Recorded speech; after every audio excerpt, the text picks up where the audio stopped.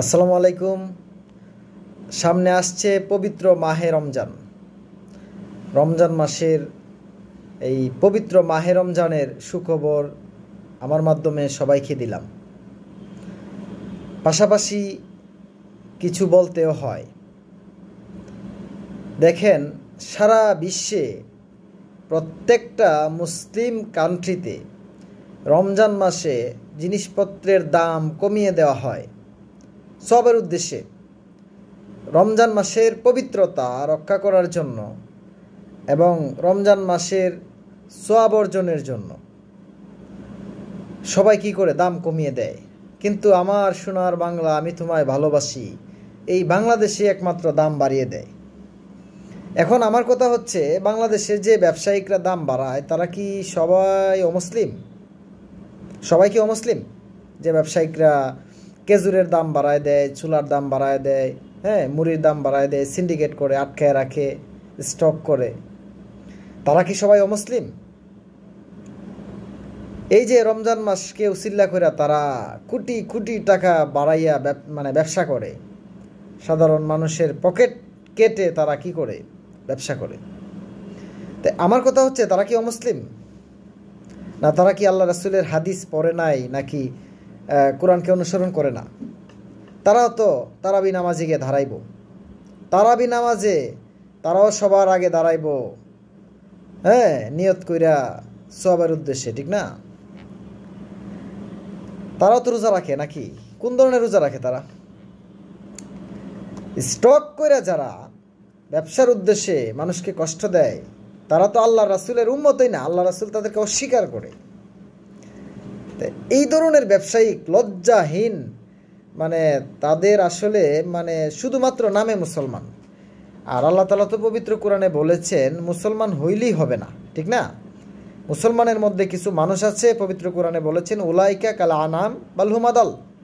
কিছু মানুষ আছে চতুষ্পদ জন্তু, নিকৃষ্ট জন্তু, শূকরের চেয়ে তারা নিকৃষ্ট। হিংস্র চতুষ্পদ জন্তুর চেয়েও তারা কি কুকুরের চেয়ে নিকৃষ্ট কিছু মানুষ মুসলমানের মধ্যে। তো তারা এই ধরনের মানুষ, রমজান মাস উসিল্লা যারা জিনিসপত্রের দাম বাড়াইয়া নিজেদের পকেট ভারী করে, এরা কিসের মুসলমান? এদেরকে নামে মুসলমান বলা যায়। আপনি শুনেন, সে ধর্ম গ্রহণ করলেই যে, বিশ্বাস আনলেই যে মুসলমান হয়ে যাবে, জিনিসটা এরকম না, ঠিক আছে? তে একজন ভাই, আমার একজন হিন্দু ভাই একটা কথা বলেছে যে, ভাই দেখেন, আমার কাছ থেকে পর্যন্ত একজন দাড়িওয়ালা লোক নামাজ পড়তে পড়তে বোঝা যায় যে নামাজ পড়তে পড়তে কপালে কর ফেলে দিছে, কালো দাগ পড়ে গেছে, আমার কাছ থেকে সে ঘুষ নিছে। দেন ঘুষটা তাড়াতাড়ি দেন, ঘুষ না, এভাবে চাইছে যে দেন তাড়াতাড়ি, আমি নামাজ জামাতের টাইম হয়ে গেছে, ঠিক না? সে চাইতেছে কি? ঘুষ চাইতেছে, একজনের কাছে ঘুষ চাইতেছে, চাইয়া বলতেছে যে আমার ওই যে নামাজের কি হয়ে গেছে, দেরি হয়ে যেতেছে জামাতের। এ কোন ধরনের জামাত পড়ে ভাই? না, এগুলো তো ফাওয়াইলুল লিল মুসাল্লিন, লোক দেখানোর জন্য নামাজ। আর এইসব নামাজিদের জায়গা হবে কোন জায়গায় জানেন?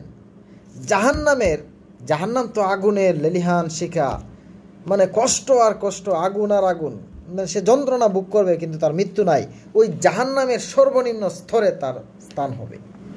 এই ধরনের ঘুষখোর, নাম দিছে মুসলমান, কিন্তু কাজে কর্মে সে নিকৃষ্ট, পশুর চেয়ে সে খারাপ, নিকৃষ্ট পশুর চেয়ে, জঘন্য পশুর চেয়ে সে কি খারাপ, কিন্তু নামে কি মুসলমান। এখন ভাই আমার কথাটা শুনেন, আমার দুই হাত অনুরোধ করি, সে মুসলমান যদি নাম লাগায়, মুসলমান যদি সে ধারণ করে, তারে কিন্তু আপনি বলতে পারবেন না সে মুসলমান। সে মুসলমান নাম দিয়ে যদি সিন্ডিকেট করে, মুসলমান নাম দিয়ে যদি সে ঘুষ খায়, মুসলমান নাম দিয়ে যদি সে দুর্নীতি করে, মুসলমান নাম দিয়ে যদি সে চুরি করে, রাস্তার টাকা মেরে খায়, খেজুরের দাম বাড়ায় দেয়, চালের দাম, ডিমের দাম বাড়াইয়া সে স্টক কইরা মানুষকে ভোগান্তিত ফেলে দেয়, সে মুসলমান নাম দিতে পারে, কিন্তু সে আল্লাহ রাসূল বলেছেন সে আমার উম্মতই না। আল্লাহ রাসূল বলেছেন কে? আমার উম্মতই না, ঠিক আছে? তে শুধুমাত্র মুসলমান নাম দিলে হবে না, ধারণ করতে হবে। ঠিক আছে? একজন মুসলমান সে আরেকটা প্রতিবেশী ভাইকে সিন্ডিকেট করে দাম বাড়ায়া সে কী করতে পারে না, কষ্ট দিতে পারে না।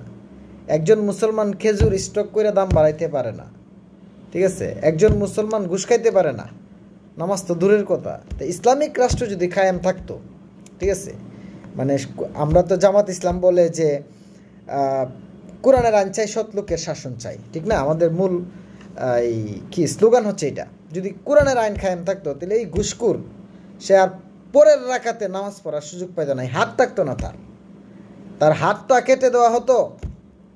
যে এশার নামাজ জুহর নামাজ পড়ে ঘুষ খেয়েছে, সে আসর নামাজ পড়ার জন্য এই হাতটা থাকতো না, হাতটা কবজি পর্যন্ত কেটে দেওয়া হতো যদি ইসলামিক রাষ্ট্র মানে এই কোরআনের আইন যদি কায়েম থাকতো। কথা কি বুঝতে পেরেছেন? তো ভাই কোরআন মানে মানুষ মন গড়া চলতেছে, নাম দিছে মুসলমান কিন্তু চলতেছে মন গড়া, এদেরকে মুসলমান বলা যায় না। আর এদেরকে দেখে আপনি এই মুসলিমদের খারাপ বলতে পারবেন না, ইসলাম ধর্মকে খারাপ বলতে পারবেন না, মানুষদেরকে দেখে ধর্মকে খারাপ বলতে পারবেন না। আপনি যদি মানুষ দেখতে হয় তাই আল্লাহ রাসূলকে দেখতে হবে, আল্লাহ রাসূল সাল্লাল্লাহু আলাইহি সাল্লামের জীবনীকে দেখতে হবে। তখন একমাত্র উনি মহামানব, যাকে দেখে আপনি ইসলামকে বুঝতে পারবেন, একমাত্র উনি আছে। আর সবাই মানে কিছু ত্রুটিপূর্ণ আছে, ঠিক আছে? আর আরও যদি বুঝতে চান ইসলামকে, কোরআন আল্লাহর বাণী, যে কোরআন মানে কোরআনের বাংলা অনুবাদ আপনারা যারা পারেন বা আরবি অনুবাদ যারা বুঝেন তারাও কোরআন দেখে বুঝতে পারবেন। কিন্তু একটা মানুষকে দেখে, ওই যে সে ঘুষ খাইতেছে নামাজও পড়তেছে, তাকে দেখে আপনি ইসলামকে বোঝার কোনো ক্ষমতা নাই, ঠিক আছে? তো ইসলামকে বুঝতে হলে আপনাকে কি দেখতে হবে? প্রথমে আল্লাহ রাসূলের জীবনীকে দেখতে হবে, তারপরে কোরআন দেখতে হবে। আমার মতন কম দামি মানুষকে দেখা আপনি ইসলাম জাজমেন্ট করতে পারবেন না, ইসলামের বিচার করতে পারবেন না, ঠিক আছে?